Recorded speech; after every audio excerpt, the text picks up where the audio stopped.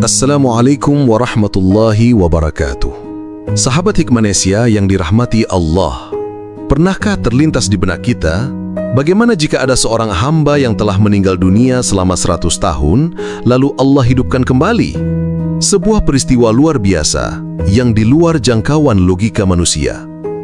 Ketahuilah, tidak ada yang mustahil jika Allah Subhanahu wa Ta'ala telah berkehendak. Dialah yang Maha Menciptakan, Maha Menghidupkan, dan Maha Mematikan, serta Maha Kuasa membangkitkan siapa saja yang Dia kehendaki, kapan saja Dia mau. Dan inilah kisah nyata yang diabadikan dalam Al-Quran, agar menjadi pelajaran bagi kita semua.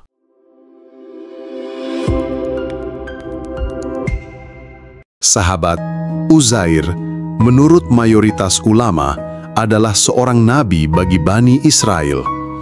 Ia hidup setelah masa Nabi Musa dan sebelum masa Nabi Isa, di era kelam ketika Bani Israel hancur akibat serangan pasukan Babilonia yang ganas. Menurut sebagian ulama tafsir, ia lahir di sekitar Baitul Maqdis, Yerusalem, dan dibesarkan di tengah keluarga Bani Israel yang taat beribadah. Ayahnya adalah seorang alim yang mengajarkan Taurat, sehingga sejak kecil Uzair dikenal cerdas, tajam ingatan, dan mudah menghafal kitab suci. Ia tumbuh menjadi pemuda yang rajin membaca, tekun menuntut ilmu, dan dekat dengan para ulama di kaumnya. Sebuah awal yang kelak membentuk perjalanan hidupnya yang penuh tanda-tanda kekuasaan Allah. Saat Uzair beranjak dewasa, awan gelap mulai menyelimuti tanah suci Baitul Maqdis. Dari kejauhan, dentuman langkah ribuan kuda perang dan suara trompet perang menggema, pertanda datangnya pasukan Babilonia yang dipimpin Raja Bukhtanashar.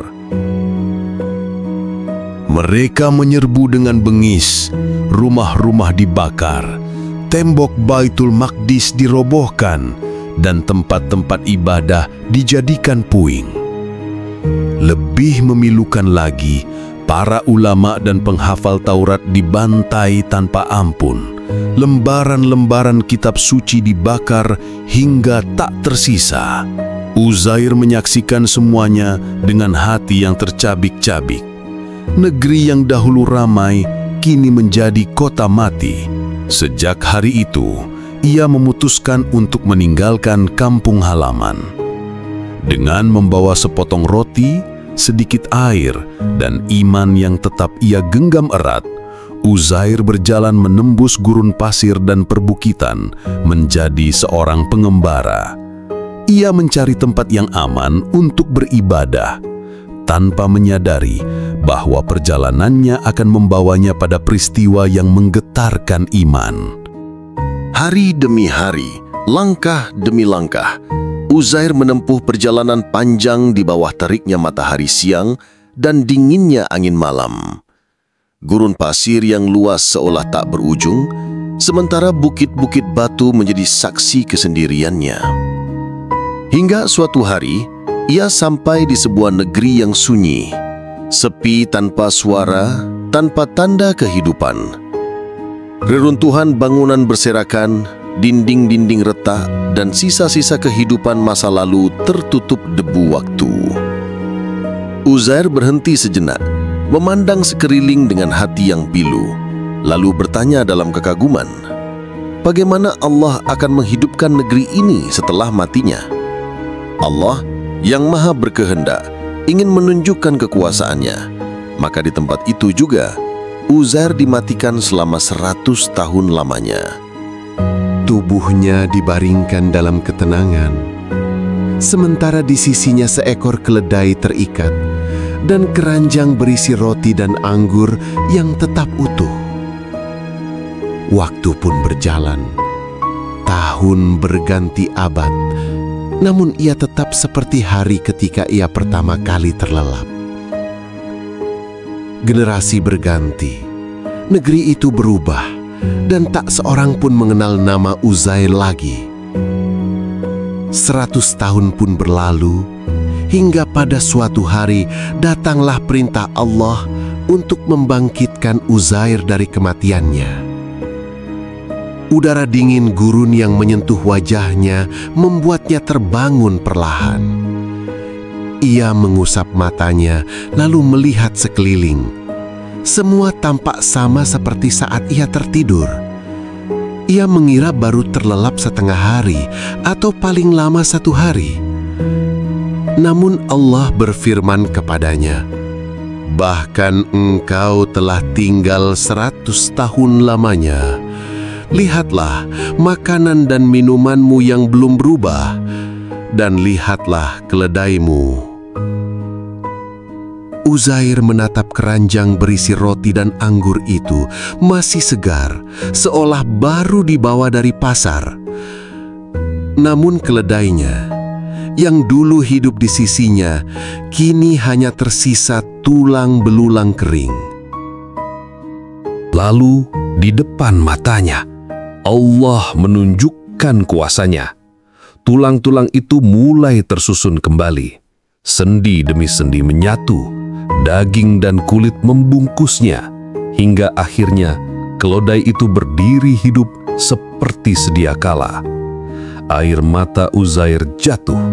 Ia menunduk penuh takzim dan berkata lirih, "Aku tahu bahwa Allah Maha Kuasa atas segala sesuatu." Saat itu, keyakinannya semakin kokoh, dan ia pun melanjutkan perjalanan kembali ke negerinya, tanpa menyadari 100 tahun telah mengubah segalanya. Uzair pun melangkah kembali ke arah kampung halamannya, namun yang dilihatnya membuatnya terpaku. Rumah-rumah telah berubah, jalan-jalan tidak lagi sama, dan wajah-wajah yang ia temui asing baginya. Ia mencoba bertanya tentang orang-orang yang dulu ia kenal, tapi semua nama yang ia sebut telah lama tiada. Generasi berganti dan tak seorang pun mengenalnya. Hingga akhirnya ia menemukan seorang nenek renta, buta matanya, yang duduk di depan sebuah rumah. Uzair mendekat lalu berkata lembut, "Wahai nenek, apakah engkau mengenal seseorang bernama Uzair?" Nenek itu tersentak, lalu menjawab, "Uzair? Ia telah meninggal 100 tahun yang lalu. Tidak ada lagi yang tersisa darinya." Uzair tersenyum dan berkata, "Akulah Uzair." Nenek itu terdiam, tak percaya. Namun ketika Uzair mulai menyebutkan ciri-ciri rumahnya dulu, jalan-jalan di kampung, dan kisah-kisah masa kecilnya, air mata sang nenek mulai menetes. Dengan penuh haru, nenek itu memohon kepada Allah agar diberi penglihatan kembali, dan atas izinnya, mata nenek itu terbuka. Ia pun menatap Uzair dan berkata, "Demi Allah, engkau memang Uzair." Berita itu segera menyebar. Orang-orang Bani Israel berdatangan ingin melihat lelaki yang telah menghilang selama 1 abad.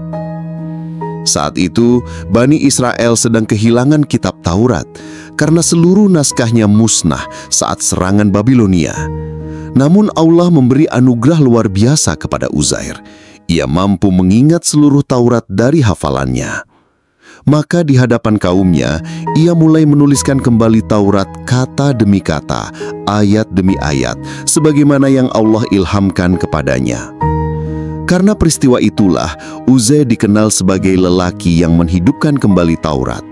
Tetapi, sayang, di masa setelahnya, sebagian kaum Yahudi terjerumus dalam keyakinan sesat, mengangkat Uzair sebagai anak Allah, sebuah klaim yang dibantah keras oleh Islam.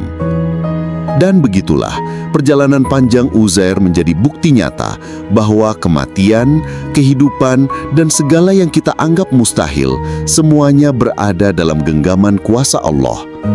Dari kisah ini, kita belajar bahwa tidak ada amal yang hilang di sisinya dan tidak ada keraguan bagi hamba yang meyakini janjinya.